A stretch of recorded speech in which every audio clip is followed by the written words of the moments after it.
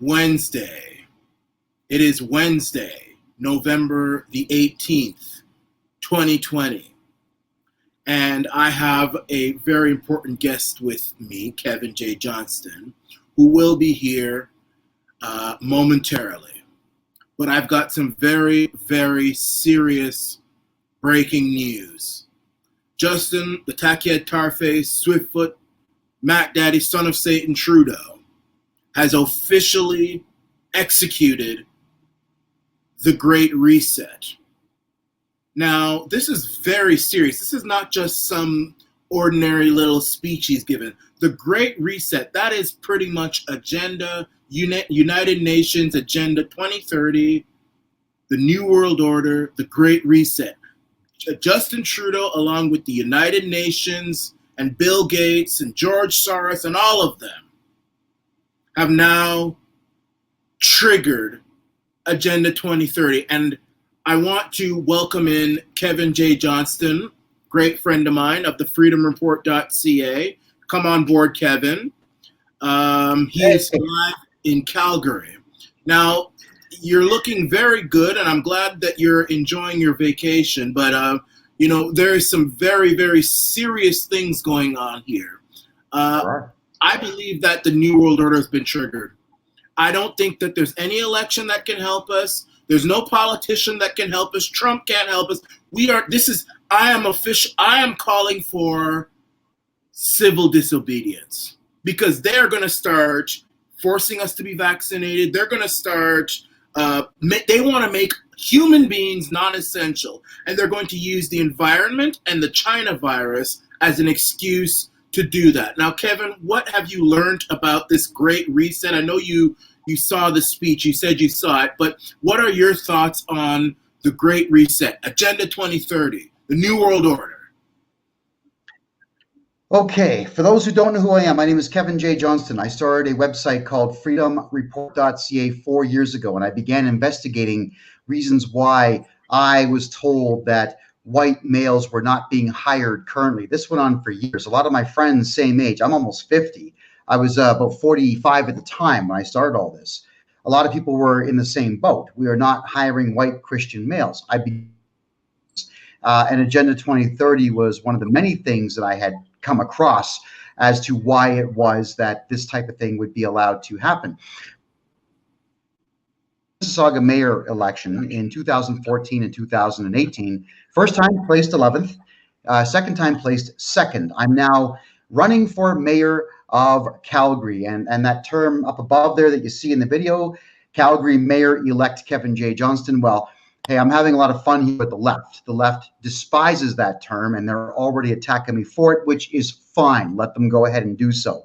So that is who I am in a nutshell. And I met Michael 2.5 years ago, did a couple of live radio shows together. And Michael, it's a pleasure to see you as always. But let's dive right into this. Okay, Agenda 2030, we know that it is part of a major global reset. The coronavirus is just one of the tools that they're utilizing to get there. Now, to describe it very, very briefly, Agenda 2030, it is terrifying beyond belief. And to summarize it, what they do is redefine all of human society in its entirety. They want to redefine what government is, what money is, how commerce will take place, who will own property and who will not, how property will be divided. There's going to be a massive push for nothing but communism and socialism to be the dominant form of government worldwide. And if they get their way, there's going to be nowhere to go to get away from it. You're going to have to play by the rules or not eat. You'll have to play by the rules or not work, play by the rules and not own a car. That is how far they wish to take it. So we're really, with Justin Trudeau coming out and making the public announcement that the Great Reset is underway, immediately Fox News jumped on that story. And Trudeau, believe me, is not popular with the United States of America, not in any way. When Trump gets through all this nonsense with the fake election results that we've had, takes seat in January, he'll crush the world reset in North America anyway. Probably not the world. He's going to let Justin Trudeau be a clear and present danger to the United States forever. He's just not going to let that happen. Should the election results not be favorable and communist Joe Biden gets in, Mike, you and I both know that within 3 to 6 months, he's going to have an accident. He'll fall down, hurt himself. He'll be killed, something. And that psychopathic Kamala Harris will be the president of the United States. Believe me, the planet does not her charge of a $5 trillion budget annually, with $1 trillion of that going into the military. We don't want people like that with military power, because they'll just assist in helping Agenda 2030 get further and further along the way. Within Agenda 2030, Mike, everybody is going to have to be vaccinated. Everyone is going to have some type of a mark on their body or an RDF chip, something to tell the world who you are, like scanning your hand, example, to get into a grocery store, so that the grocery store knows that you've been vaccinated and knows that you're legally allowed to be within that region or that province or that section of the country. This is the type of thing that it's going to be very difficult for them to put this in. So I'm not sitting here and telling everyone to lose all hope, but I am saying that they have very rapidly in the last year shown all of us how quickly the human race will comply with anything so long as they are afraid. And what they'll need to do is keep this COVID-19 scare alive longer so they can get their plans in there quicker. It's up to you and me, Mike, to spread the word, to all of you watching, to not wear a mask and not comply with these rules and disobey every command you've been given all of the time. That's exactly what I'm calling for. Exactly what I am calling for is complete disobedience, complete civil disobedience. It has come down to it, Kevin. I'm not saying that I am not going to vote again or this and that, but what I am saying is I think that they've completely rigged the voting system. They've really done a number. I know Trump says he's going to court and everything. I don't know how the courts are going to cooperate with him. I don't see. I am putting my faith in you, in me, in the people who are watching this, that they will have the fortitude to stand up and just completely disobey. And, let me just read to you guys here the banner that I see when I put in Agenda 2030 into YouTube. Not YouTube, Google. This is what they say that their goals are. They call it the Sustainable Development Goals, climate action, life below water, gender equality, zero hunger. Okay, zero hunger. We'll see about that.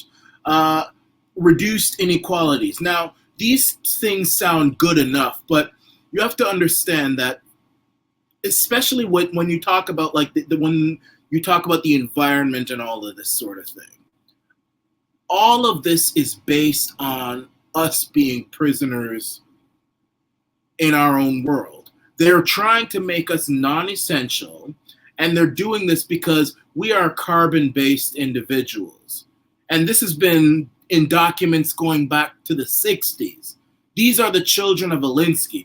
They feel that we are a harm to the environment, we are harm to the earth, so they want to make us as non-essential. It's almost like being in prison. You get your 3 meals a day or 2 meals a day, you get a bed to sleep in, you have a roof under you, but at the end of the day, you're still in prison. Now, there are documents that I would love to go through with you, Kevin, and I get them on Yippee, and you'll notice, and I've noticed, that Google, if you try to Google Agenda 2030 into Google, you don't see these documents, because Google, and this is fact now, they try to shadow ban documents which dispute Agenda 2030, but when you put it in Yippee, which doesn't do any shadow, they just let the information, the most popular information, flow out there, you see documents which go back to the 60s of people like the Rockefellers and all these different people stating, we want to make humans non-essential, and we're going to do that with some sort of new world order. This is where we're coming to. And this is why I'm starting to believe that this China virus thing was actually something that was completely created. I was saying to myself, maybe it was, maybe it wasn't, but I know they're using this to their advantage. I'm starting to believe this was a creation because they were not succeeding with environment. You know, all of this stuff that they are telling us to do, stay inside, don't go places, wear a diaper over your mouth. Notice something here, Kevin. And this is something I researched when I was watching the news way back in April. They're saying, man, this is great. Carbon levels are going down. Well, they failed with the environment to scare us into submission. So now they're using this brand new thing called the China virus now. So, Kevin, what do you say to that? Kevin, are you there? Okay, here's what I say to all of that. Yes, can you hear me? Yeah, I can hear you now. Okay, very good. Here's what I say is, first off, you're correct. This whole thing was manufactured. It was an attempt to weaken and or even destroy the Western economy, and it was incredible how many people jumped on that bandwagon immediately. Yes, everybody was nervous about coronavirus and Wuhan virus, Kung flu. Everybody was worried about it back in January. The end of March rolled around, and we all realized that no one's dying, nobody is sick, the hospitals are empty. This thing is obviously a farce. And rolled around, we saw nobody sick, nobody was dying in the streets, no one was lying down. Period. And again, Mike, I went back, empty. Yet, as people seem to get fitter and happier and moving to fitter and so on, moving into the summer, they had to scare us with more information saying that there's a lot more cases and we're going to have to lock you down. Getting back to what you're saying, this thing is manufactured. Now, I'm not talking about a virus. I'm talking about the whole pandemic. It's manufactured to keep everybody distracted from what's really going on. And that would be the emptying of the treasuries of a lot of countries in the West, especially Canada. We're no longer paying attention to the WE scandal. Now what we're doing is we're paying attention to things like Justin Trudeau talking about Agenda 2030, Justin Trudeau about further lockdowns, all the premiers in the provinces of Canada talking about further lockdowns, and hospitals, even though they're all empty, which I know that they are all reporting on massive numbers of cases of COVID. So nobody knows what to believe and nobody knows what to focus on. The news is not going to talk about Great Reset. It's just going to keep talking COVID. Period. So aside from what you and I know, there isn't going to be an awful lot more that you and I can do aside from continue to educate everyone and beg, not even ask. Right? We're begging now. Please disobey all of these things. Take the stupid mask off, and pandemic. Period. Okay, you're not going to get sick. To get the flu is actually difficult. I don't know what's happening with the feed here. You keep cutting out, and I believe that's because, and it's specifically when you talk too, Kevin. It's like the big tech industries, when they hear you talking, I don't know if they do something to the satellites or whatever, but they really don't like you, and it's probably irritating to the audience. But I want you to know that we're still going to push on with this. I'm just letting you know what's happening. That when you talk, you specifically, the feed goes a bit weird. But if you could just kind of repeat, go back a few seconds and repeat what you said. Like, go back to the part where you were begging and everything like that. You're begging people to disobey, which I agree with. Okay, I'm begging all of you to disobey any order to wear a mask, any order to kick people out of your store, any order to demand other human beings wear a mask. Understand that the bylaws that were written tell you that you shall wear a mask, not you must wear a mask, but you shall wear. But then they have about 15 provisos, maybe more, as to why you shouldn't.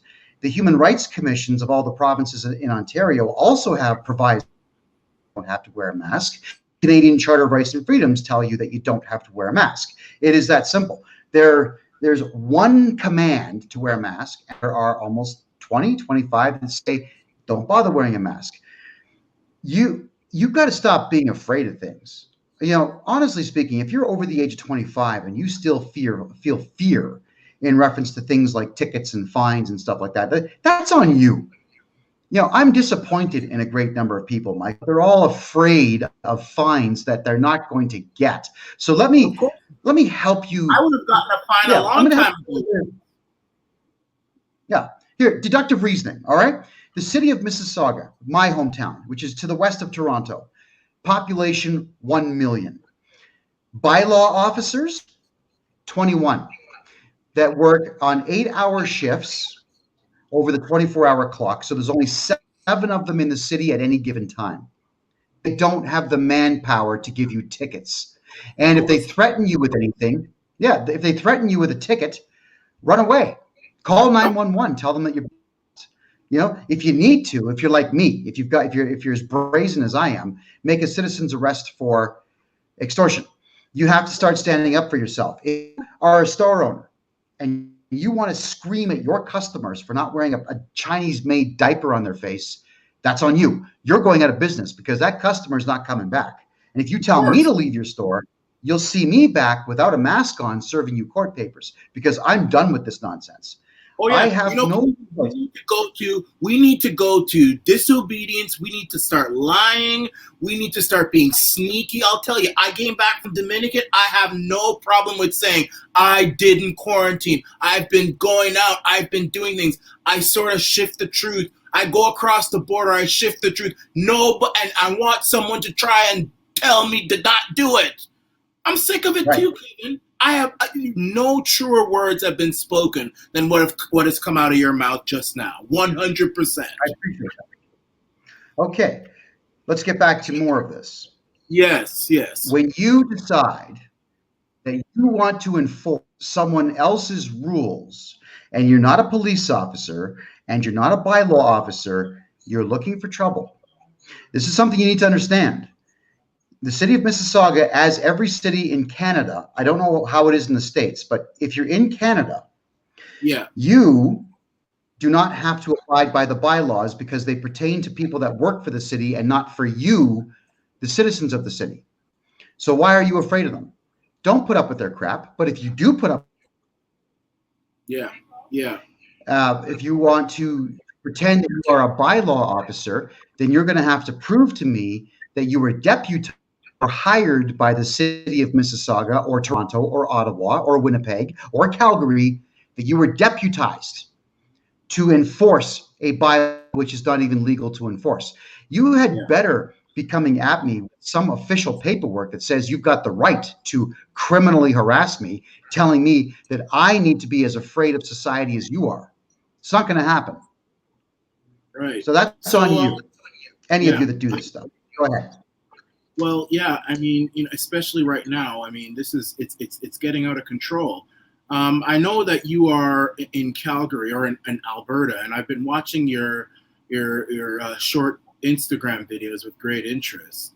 I know you said that Calgary and Edmonton were not as strict about this, and I don't even want to use the word strict because strict makes it seem like these are respectable authoritarians. They're not as silly when it comes to this face diaper business. But not Lake Louise, Banff, you said, was very, very, they were clownish when it came to this. It's like you couldn't go anywhere, and they weren't even allowing the whole medical excuse to go through. And one story you said really, really struck me, where they chased out, or I don't know if I have this right, but they refused service to a man in a wheelchair who said that he was medically exempt, and they said it doesn't matter, you can't come in. What was that all about? Was that the hotel that you were at, or? No, I know you were. That's the retail stores in Banff. I had never been, so my first time there was this weekend past. Monday. Monday was my first time there. First off, it's a beautiful town, and I am now very interested in finding out more about the political structure of it because it appears to be completely enclosed inside of a federal park. Right. Then Banff would not be a corporate city within within the A city federal. like Calgary, Red Deer, and Edmonton are. Right. If it's within federal jurisdiction, that would explain why the Royal Canadian Mounted Police were standing on street corners telling people walking in the middle of the road to put masks on while they were outside. I mean, how stupid can Well, you here's the be? thing How too, freaking like childish can you be? in rural Canada also the RCMP usually, like when I used to live in Nova Scotia, they were there. But continue. Sorry about that. I just wanted to. Yeah, right. But the RCMP, the only reason that they would be there is because Banff is not a city unto its own. It actually is just a settlement within a federally owned park. I'm only guessing. I have to research that. And believe me, I will. But the Royal Canadian Mounted Police, they are the federal police.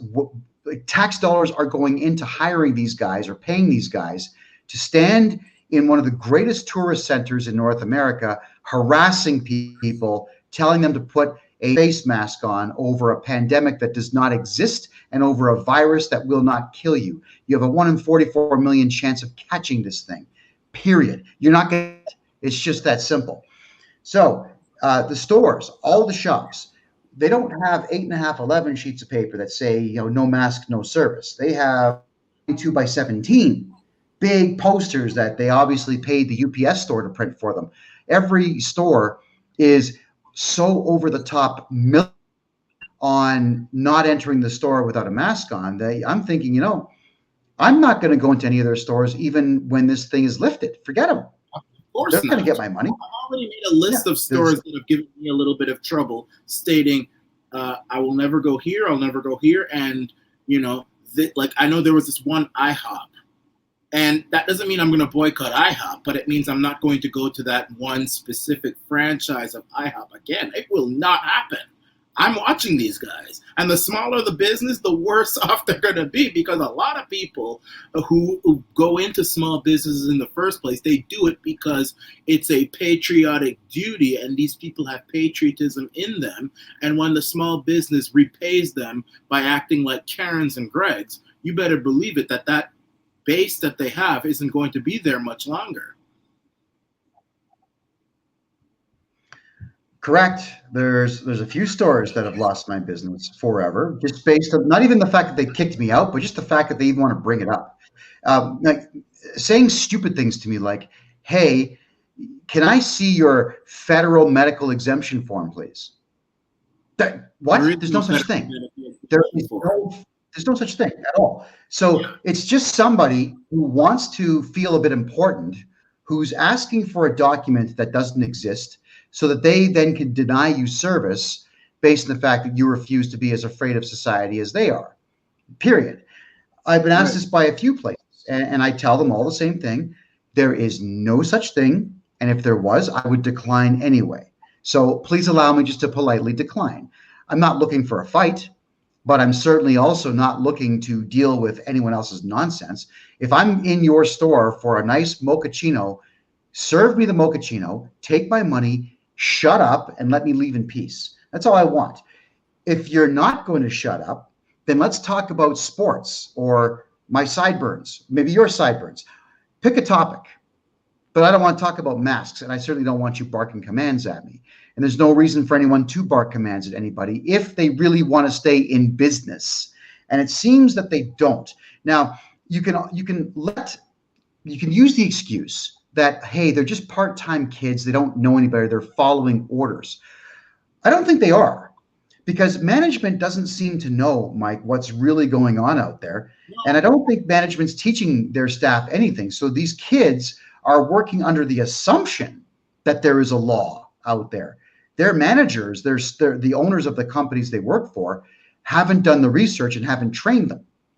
And I've actually demanded in the past, in a few instances, get the owner on the phone, or I'll be here tomorrow with a lawsuit. It's that simple. You ask him if he wants to get sued, because I'm suing for $35,000, and the ticket that you don't want is only $700.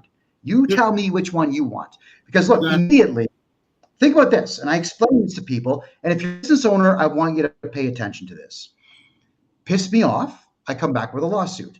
You now have to pay anywhere between $35 and $70 to file a defense, assuming that you know how to, assuming that you think that you should.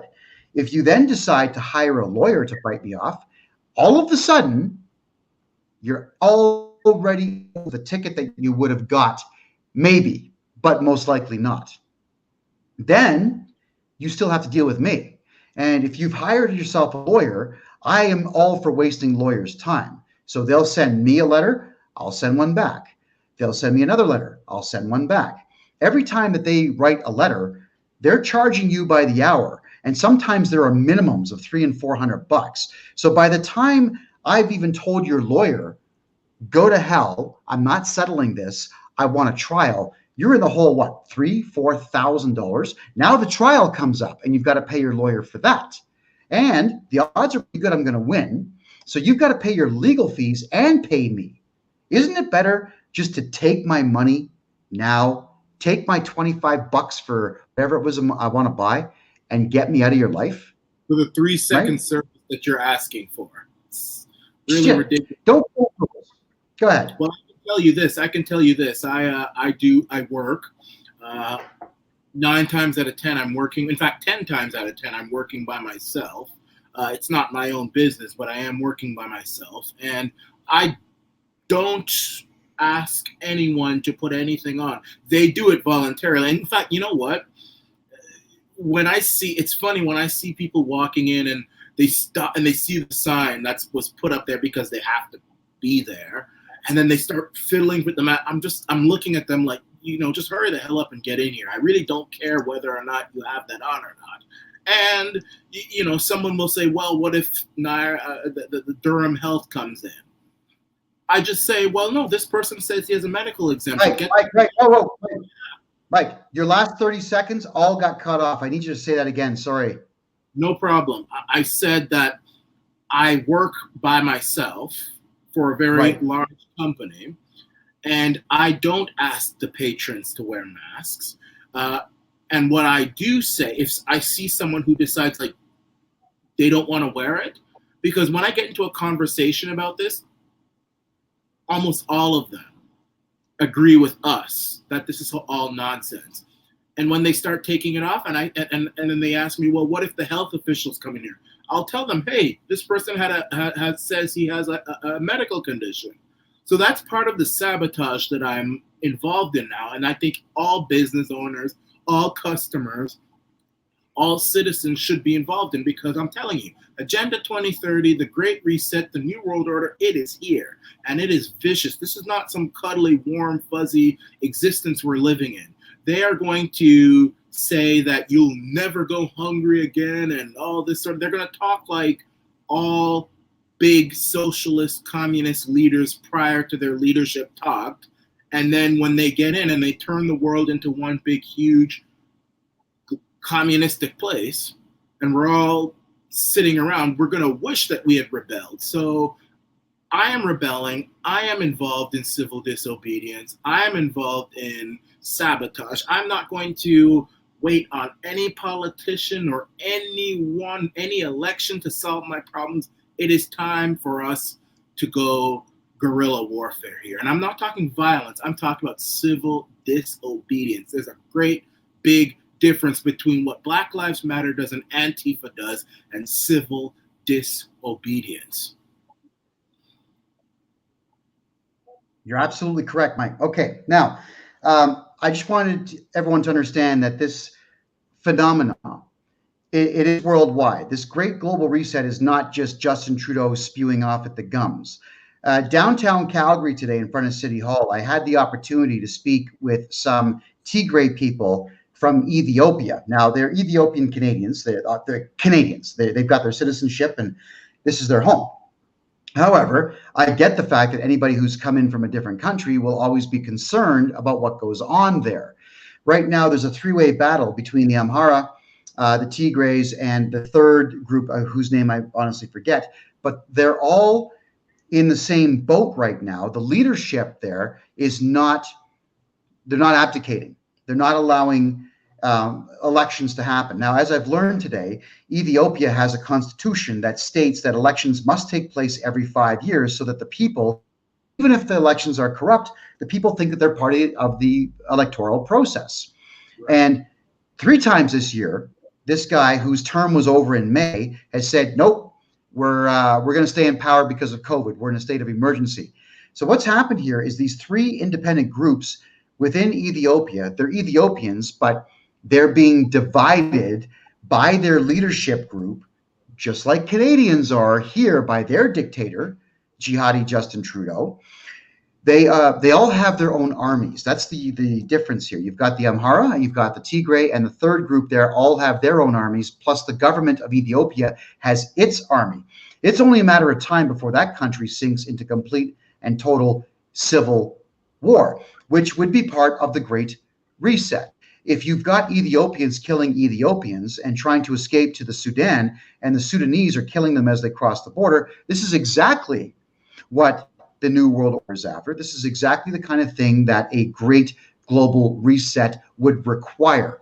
It requires African countries to be completely destabilized within. And we're seeing it in the United Kingdom with all of the African groups and all the Middle Eastern groups that are in there now causing all that trouble. France, same thing. We've got beheadings in the street in France. Canada, we've got everybody at each other's throats here. And when you think about the number of groups that we have, factor them in. Liberal and the NDP are a cult. I mean, the New Democratic Party are as cultish as you can get. The Greens, not as bad, but still cultish.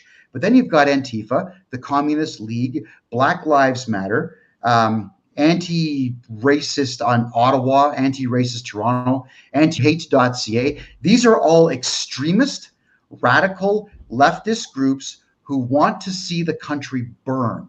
And they are helping whoever it is that's behind the wheel of this whole operation. This Agenda 2030, Mike, is bigger than both you and me, and probably not the kind of thing that you and I together fully. We don't have the whole story.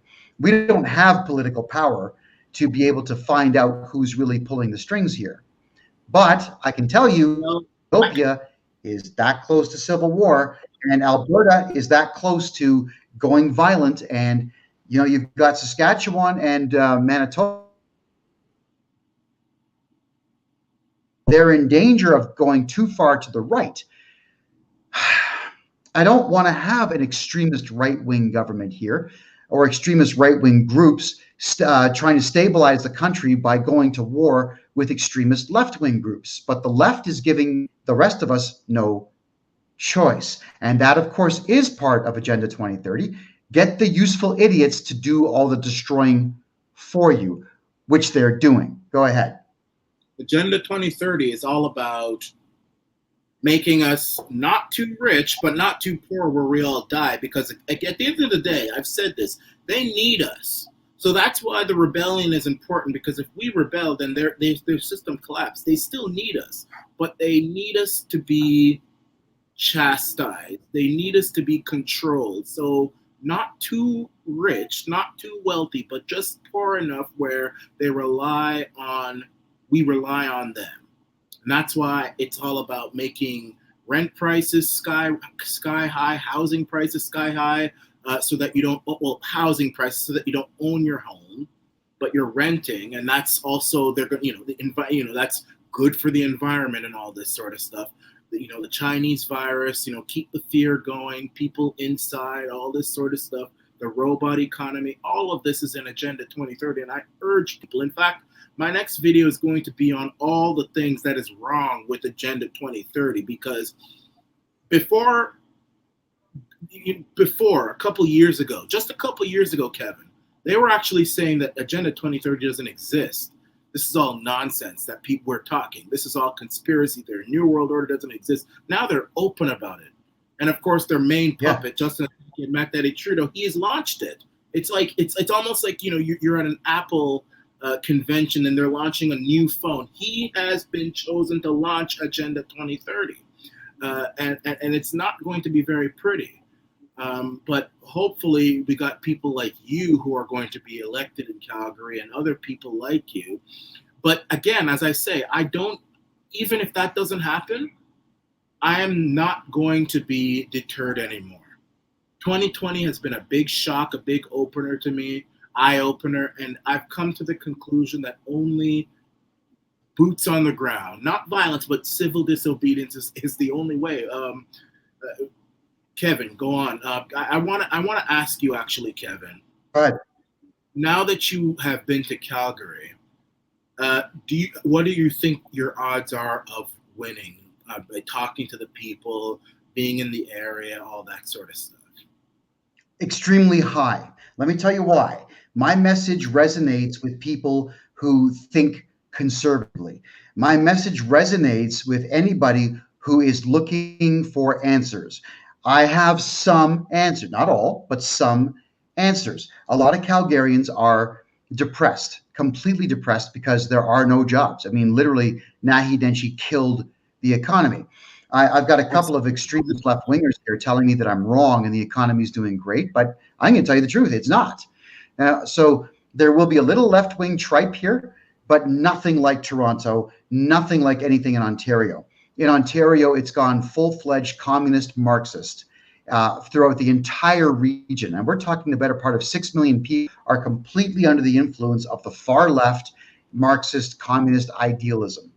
And they're not listening. Period. Calgarians, even Edmontonians, Red Deerians, Albertans in general are at least open to listening to what I have to say.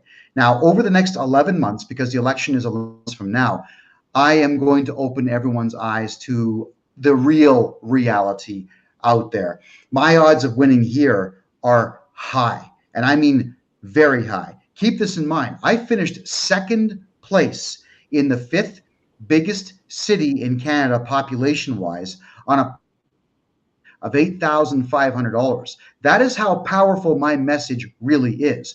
People are eager to hear it. Either.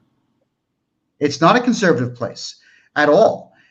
Bonnie Crombie, the current mayor there, she was so terrified of me winning that she had the audacity to close down multiple voting centers and turn the lights off for all the voting centers that were there. The power had gone out at half a dozen of them. There were not very many voting centers up. Now, this hurt her too. She had something like 28,000 fewer votes this time out. That's pretty bad if you're the first place finisher.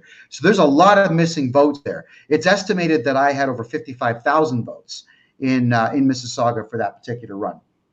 So what I'm saying to you, Mike, is that I will be bringing the message to people here who are of the like mind to you and I, conservatives, mostly Christian out here, who want to go back to work, want their city back, want Canadian culture back, and they want a semblance of normalcy. You know, everybody in Toronto is fine with like being scrambled all the time. No, that's not how Calgary works. The culture here is you work hard, you get your paycheck, and you go have fun with your friends and your family. That's what they want. And I'm the guy that can bring that here. So I've got a good chance of winning. I've got something that just came to me here where it says that Doug Ford's daughter is actually completely at odds with her father when it comes to this whole thing.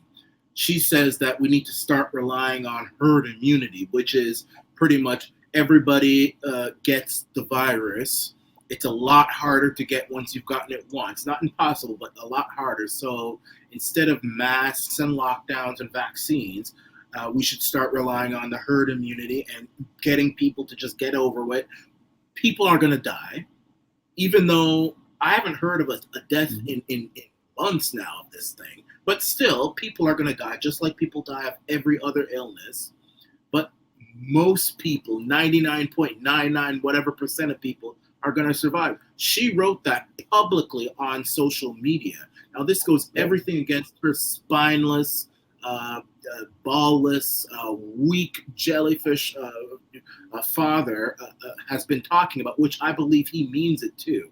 I just want to ask you, Kevin, what do you think is going on in that family, the Ford family? I mean, I've heard stories that Rob Ford's old widow, she can't stand Doug. And now we hear this thing about his daughter. I mean, what do you think is going on with this guy, Doug Ford? I think he. Okay. Go ahead. I'll tell you, the man's a mess. We'll start with that. He's an emotional wreck. He never had balls. Let's be honest here. He's not his brother Rob. For those who don't know, his brother Rob Ford was the mayor of Toronto, and he was attacked mercilessly by all, media in Canada as much as Donald Trump is attacked proportionately in the United States and globally.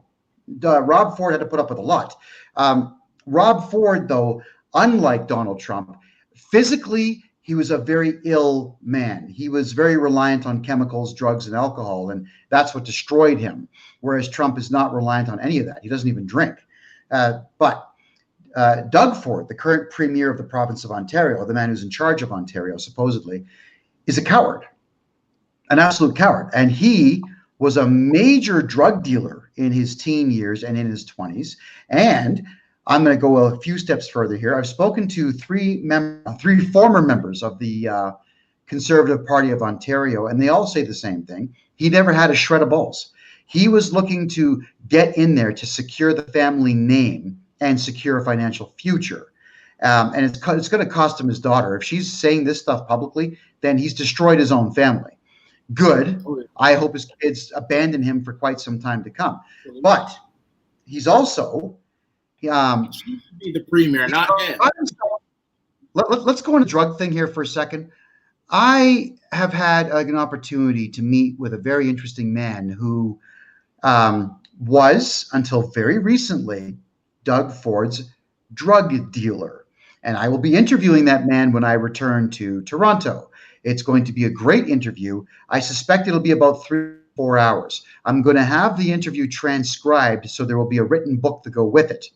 The stuff this guy has to say about Doug Ford it's scary. Man, just because he has a horrible past. Mike, sorry, I have stuff on him. Okay, he's been involved. No, it's okay. He's been involved in the drug trade his entire life, from his teen years until recently. There's probably prostitutes and major prostitution scandals in his past. But there is obviously just so much dirt on this guy that he doesn't want to have get out, that he's told. He's obviously being blackmailed. I can't prove it, but when you look at his face when he talks, he's being blackmailed. He's not speaking from the heart. He's speaking out of fear, complete and total fear. That's where I would disagree. And here's why I disagree. I think that Doug Ford really does mean what... Sorry, there's a bit of a lapse in the video, so I get what you say. You get what I say like 3 or 4 or 5 seconds after I say it, but it's okay. Doug Ford means what he says. And the reason I say that is because he is so hostile to our movement, to Hugs Over Masks. When we try to challenge him, he is just so hostile. The words he says, the expression in his voice, I think he's actually trying to egg us on with being so close to the Mac guy. I mean, he's only hurting himself. But I think he means it. And also, the thing with Doug is that I believe he was the spoiled kid. I think he was the star of the family growing up, and that's kind of gone to his head. So he feels like he's all that. Meanwhile, Rob was kind of the black sheep, and he went his own way. He was independent, and his family didn't really take to him that much. So Rob was more connected with people, whereas Doug is more connected with himself. He's more of the establishment type. The problem is that that spoiledness, that arrogance that he has grown up with by being the top dog. He was even named after his father, Doug Ford Sr. He feels that he's better than everybody. And now even his own family's turning against him. I mean, well, I don't know. I wouldn't say his daughter's turning against him, but I would say that for his daughter to be so openly against and talking everything that her father is not saying publicly on social media, that's a big thing. Imagine if, let's say, Ivanka Trump or Donald Trump Jr. came out on social media and said, we should never build a wall. We should rely on openness and blah, blah, blah, blah. That would be huge. That would be, how the hell what does that mean about the relationship between the two? So I feel that, even within the families of these globalists, people are waking up. And I think that we have a chance if we only just say, look, we're not going to put up with this anymore. We're not going to listen to you anymore. We're not listening to you. we just got to stick to our guns, Kevin. We do have to stick to our guns. I'm certainly sticking to my gun. I mean, look, everybody, it's not going to be easy to fight this fight. So let's do it this way. You don't have to be as outspoken and arrogant as Michael and I are. We are very arrogant individuals, mainly because we have a message that we want to get across. Mike and I have paid for this. Michael's had some of his social media shut down. A job for a short while there. With me, they shut down 12 of my YouTube channels, maybe more. I forget how many I've had. They hit me with false criminal charges. They threw me in jail for 6 weeks with no charges and no conviction, just to try to get me to shut up. They're not going to do this to you if you're out on the streets in a big group disobeying. All right, and the example or the proof to that would be the big Hugs Over Masks protest that 10,000 people showed up for in Toronto. And all the police did was make sure that traffic didn't hit anybody. They directed traffic. They directed all of us. With the cops, Mike, it was an incredible thing that Toronto police, when they saw all of these floats show up and people were standing and dancing in the back of pickup trucks and standing on top of Jeeps, just like when they won the World Series. All they did was direct traffic. Nobody got arrested. Nobody was stopped. Nobody was questioned. Civil disobedience will work. It will work. Just make sure you're doing it in large crowds. But here's the thing, though. We don't even. I'm even bold enough to say I don't even think we even have to go out. I mean, by all means, protest. Keep going to Hugs Over Masks. Keep doing that because it shows how many people are awake, and that's important. Image is very important. But what I'm saying is that when I say civil disobedience, I mean don't wear a mask. If you're a business owner and they tell you to close, stay open. What are they going to do? Lock you all down? I mean,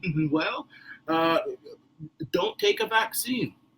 I hear the governor of Pennsylvania is now saying that people have to wear masks even in their own home.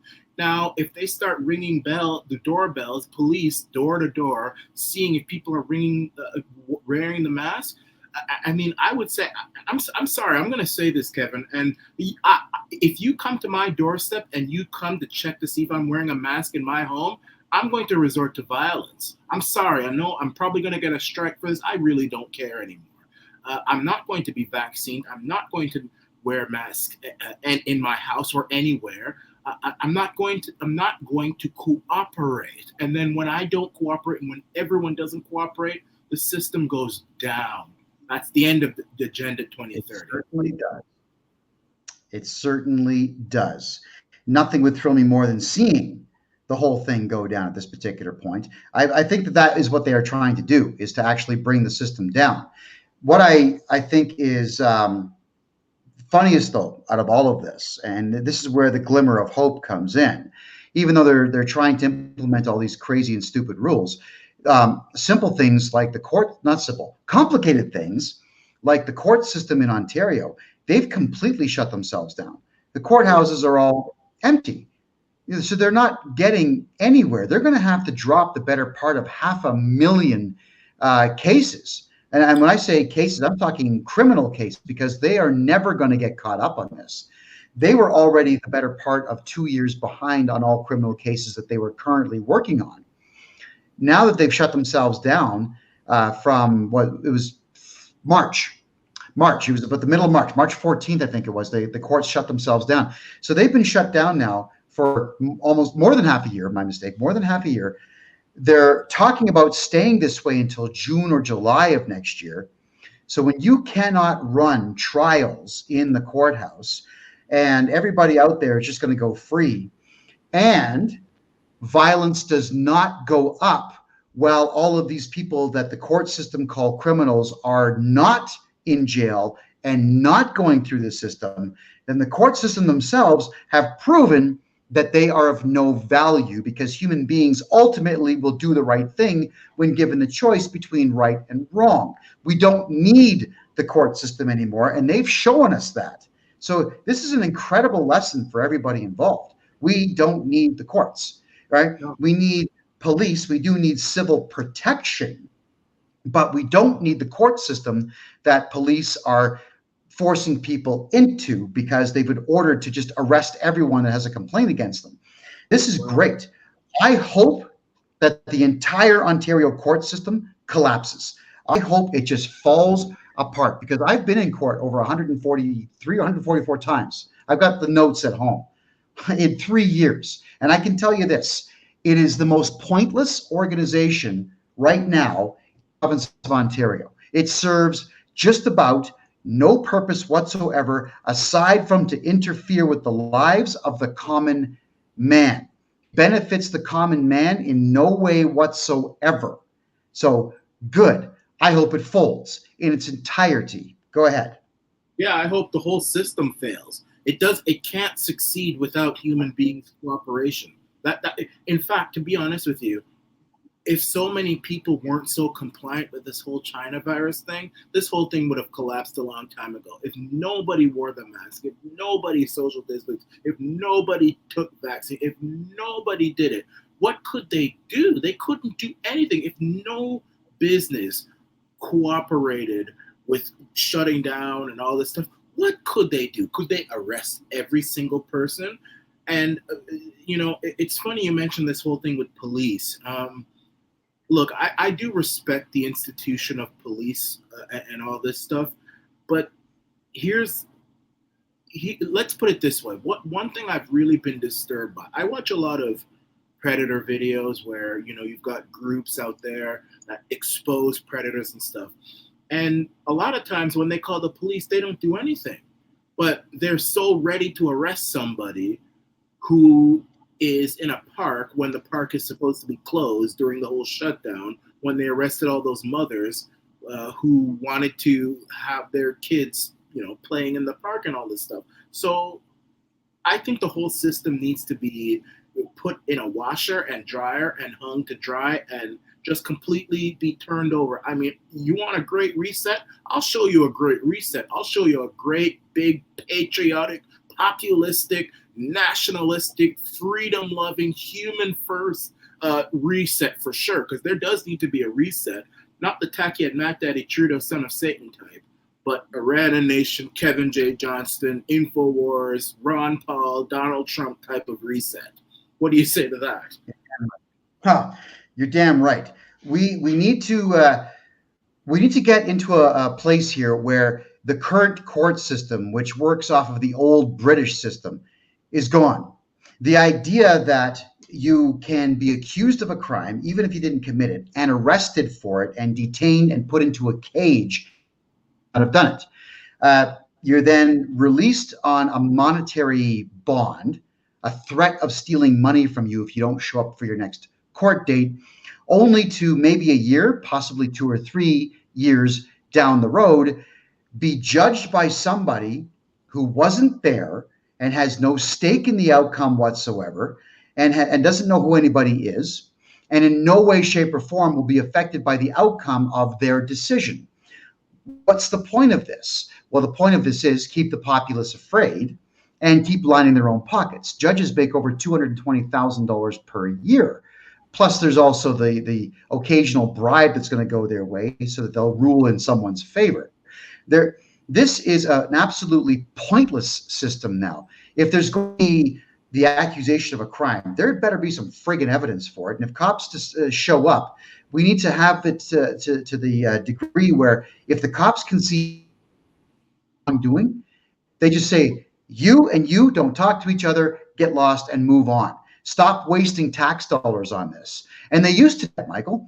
Toronto and Peel Regional Police, when I grew up, they would listen to both sides of the story. They would typically tell both parties, you're both wrong, don't talk to each other for a week. And they would leave. And the taxpayers didn't have to pay for that person to be incarcerated and fed and then legal aid flipping their bill. All right. Like, for example, with me, they've hit me with 3 bogus criminal charges. I promise you this, legal aid is paying everything. Not a dime is coming out of my pocket for this. And legal aid is having to pay, in some cases, as high as $800 a day on my behalf. So what is the point of that? There isn't one. I want the whole court system to crumble. Now, keep this in mind too, Michael, is that they put me in a supermax prison. I can tell you everything that's wrong with Canadian prisons now. I've seen them from the inside.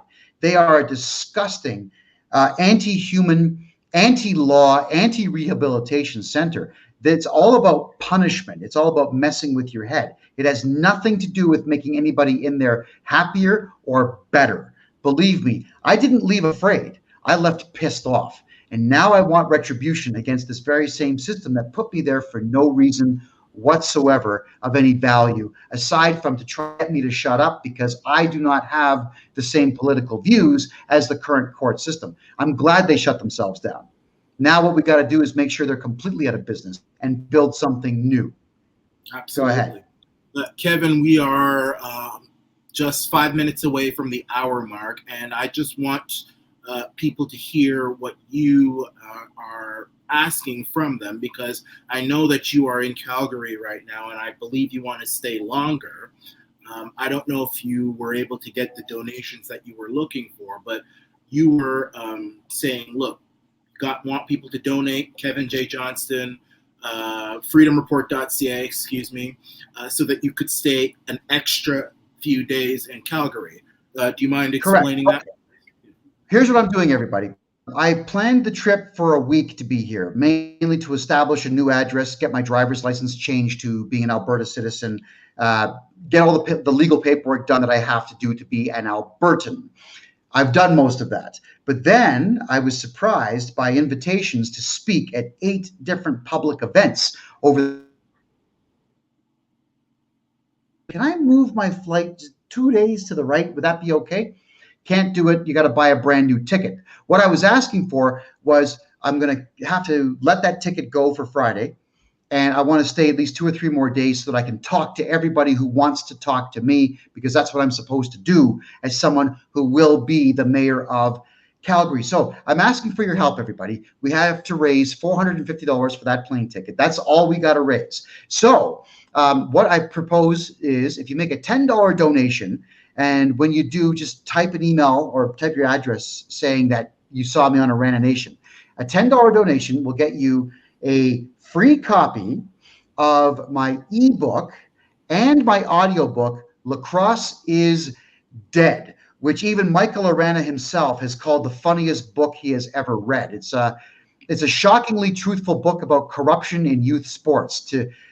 You're not going to believe how dirty the youth sports industry has become. And the book is funny, but also shocking. And you'll get the ebook and the audiobook for $10. If you make a $20 donation, you get that book, and masks are bullshit.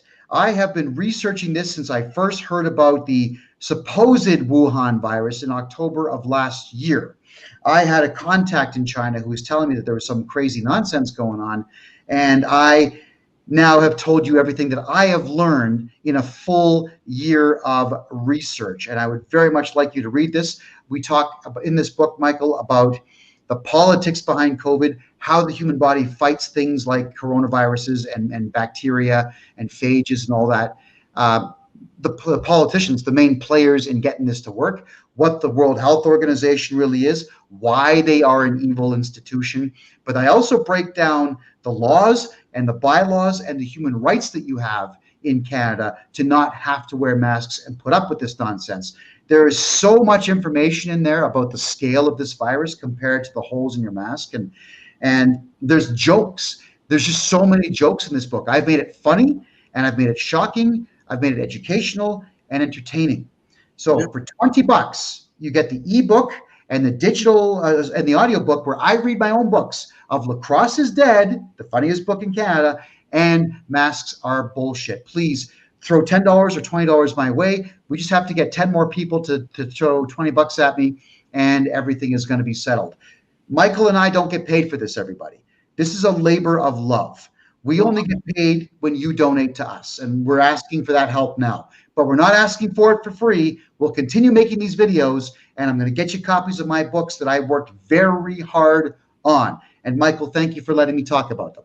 Well, I just want to say one thing very quickly, that I am going to make a $20 donation right after this video is done. And I just finished reorganizing my bookshelf downstairs, the famous bookshelf that you guys see when I make my daily videos. And I want to let you know that both of those books are going to have pride of place on Yeah, look at the that. bookshelf. They are going to be displayed very clearly. And I am about to make that $20 donation. And I'm urging, a lot of you guys still don't understand what I mean about civil disobedience and not relying on politicians and elections and voting and all this stuff. Well, if that's the case, I mean, here's your guy right now, Kevin J. Johnson. He's running for mayor of Calgary. I mean, I still believe we've got to rely on civil disobedience and not voting. I still say vote. I still say vote. I'm not saying give up on that because it shows the power of the movement, even though they're going to try and rig it. They'll most likely try to rig this one. So, but you got to help this guy out. I mean, help him out. I mean, he can't do this by himself. The globalists have already tried to take $10 million which he doesn't have away from him. So donate, donate $20, get the ebook, get all of that stuff. I'm getting the $20. I'm giving the $20 now. And those books are going to have pride of place on that famous Arana Nation bookshelf, Kevin. And you're the best. And don't forget, everybody, also, you can catch me on kevinjjohnston.ca. You can follow me on Twitter at KevinJJohnstonX, YouTube at KevinJJohnstonX. And please do not forget to like, subscribe, and share on the Arana Nation channel. I love this guy, Michael Arana. I consider him a very good, close personal friend. I take a bullet for this guy. And believe me, if you talk to him in person for 10 minutes, you would too. Shoot over to Instagram and follow Michael on _Arana_Nation. You can find me on Instagram too at Kevin J. Johnston. We are posting daily now, and we love interacting with everybody. And Instagram, for some reason, is working well for both of us. So follow us everywhere. And please remember that this direction here. There we go. Michael Arana.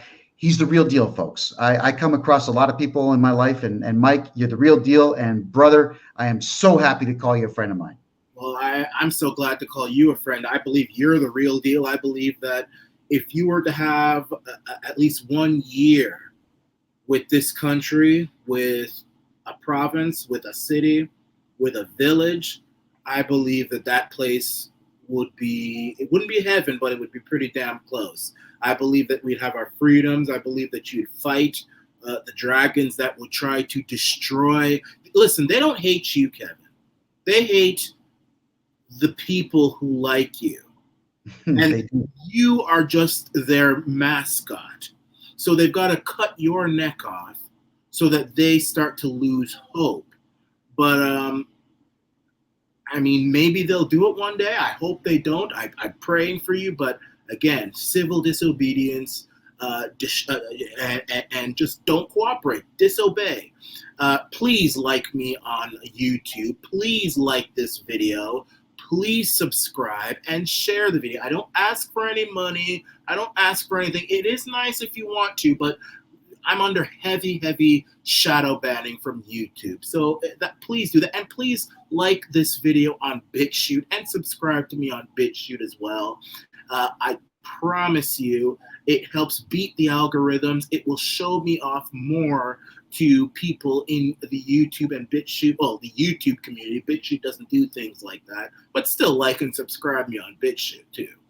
And with that being said, Kevin, it's been great speaking with you, and I wish you the best of luck. I know you don't like that phrase, but when I say it, I really mean it, and I am going to be donating so that you can stay a little longer in the great city of Calgary. And if you move there, trust me, I want to come and visit you soon. Oh, dude, it's not a matter of if I move here. It's a matter of I have already got my place. Just a matter of what day I get here. That's all it is. I'm having such a great time here, and I would love to have you here as often as I possibly can. So there we go. Thank you, Michael. I appreciate your time. Absolutely. And when the election comes in Calgary, I'll make an effort to come down there and help you out too. If you need strategy, whatever, I'm here for you, Kevin. Oh, yeah. I know you are. I know you are. Thanks, pal. Take care. This is the Arana Nation with Kevin J. Johnston from the freedomreport.ca.